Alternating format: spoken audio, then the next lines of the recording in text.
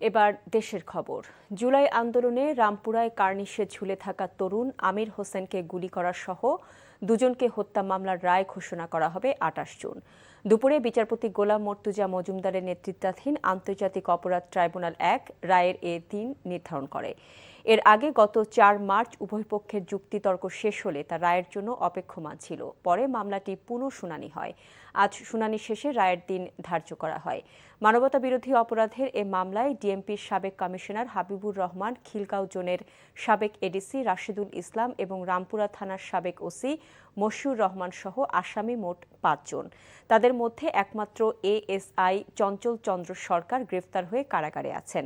গত বছরের ১৮ সেপ্টেম্বর মামলাটিতে আনুষ্ঠানিক অভিযোগ গঠন করে বিচার শুরুর আদেশ দেয় ট্রাইব্যুনাল।